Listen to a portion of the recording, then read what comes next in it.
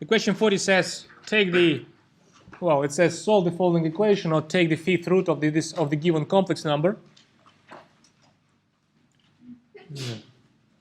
The number, I just pictured this number here. Yes, I just pictured this number here. A rather lengthy vector. If you do something in exponential forms, it doesn't mean that all the time taking roots in exponential forms is the best way to do that. But when you have a number like this, when you can easily identify the argument of that number, and for that number we can do that because we can factor out 32 out of these two. If I do that, I will come up with the expression like this, and we can identify standard values for cos and for sine among these two values. It's just a pure identification. It's a pure knowledge of the standard values of cos and sines, which helps me to do that.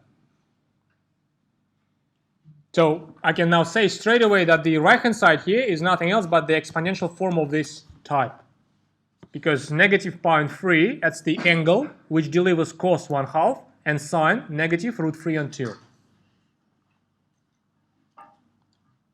Now, if you think of your unknown, your z, your fifth root of your number, as a number in exponential form as well, so if you think of that number in this form, the fifth power of that number is something like this. So this is the left-hand side. I'm not going to replace it straight here on the screen, but just think about that. This is the left-hand side here, and this is the right-hand side here. When you equate that, your 5 will be equal to, your r on the fifth power will be equal to number 2, and your 5 of phi, not a good choice for the angle, I guess, will be equal to negative pi on 3, which if you solve for it, it will give you the value like this. And if you picture that angle, I'll picture it later, sorry. Oops.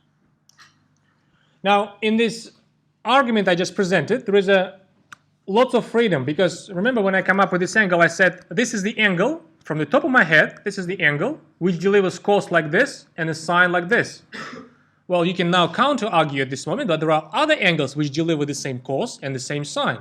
For instance, this angle delivers the same cos and the same sine, doesn't it? Because if you just add the angle with the full complete revolution, the cos and sine, they will not change. So what will happen if I use this angle instead in the same argument when I found phi here? Well, then the phi will come up with a different value.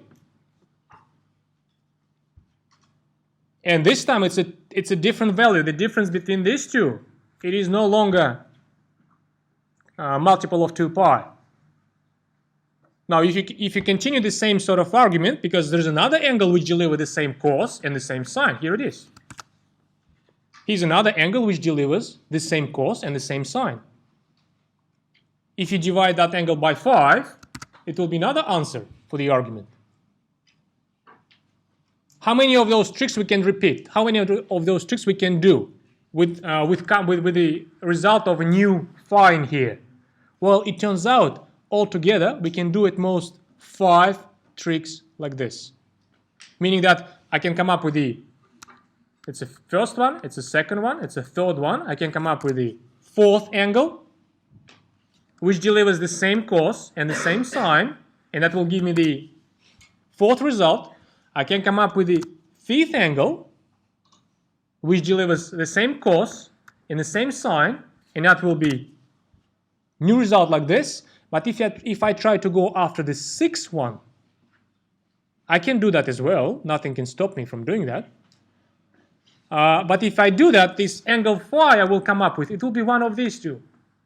Not exactly, plus multiple of 2 pi, but it will be still one of these two.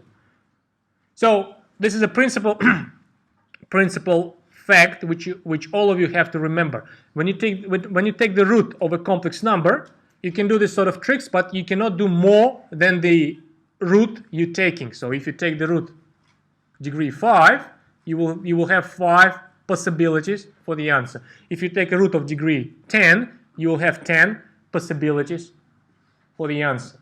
And all of these answers, they're structured in a beautiful way, because the magnitude of the modulus of the result is always the same value. In this case, it is 2.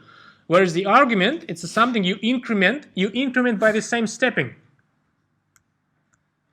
By stepping 2 pi on 5. 5, where 5 is your root, the parameter of your root. So again, if you look at the geometry of what's happening, all of these representations, they will be identical vectors in length, but all of them will be just by the rotation of the previous one by the same angle. Here's the picture. So this first one, I need to make this small. I mean, again, this time I keep the scale. I keep the true scale. This is the length 16. This, not 16, I'm sorry, 32. This value is the length of 32. These red vectors, they of length 2. So this one is 16 times longer than this one. That's why we have such a picture like this. But if I zoom in a little bit, here's my first one. This one, negative pi on 15. In degrees, it's 12 degrees. Here's the angle, 12 degrees. And then you do the stepping. This spread is the stepping 2 pi and 5, which we know 72 degrees. It's just our discussion with Pentagon, by the way. So this spread is 72 degrees, another 72 degrees, another 72 degrees, another 72, and back to the original. Full revolution, but it is here. So keep this in mind. Every time you take the root of a complex number, you will have a structure like this. Your result will be perfect n-gon, pentagon, hexagon, whatever you have for the higher ends. And that's the answer I have. But further on, probably people, and I will abbreviate, and your tutors will abbreviate this down to writing like this. So your arguments of your fifth root, you normally write them in one line, not in 5 lines like this, but in one line like this. You introduce an index, k, j, whatever you like, and your steppings, you abbreviate them like this. You make the multiples of your steppings with the index k, and you emphasize what values your index k take.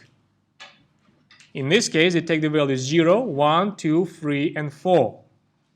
Together, 5 different values. This one is 0, this is 1, this is 2, this is 3, this is 4. Sometimes you may find useful to take the symmetrical indices, like not rather than 0, 1, 2, 3, 4, you can take -2, -1, 0, 1, 2.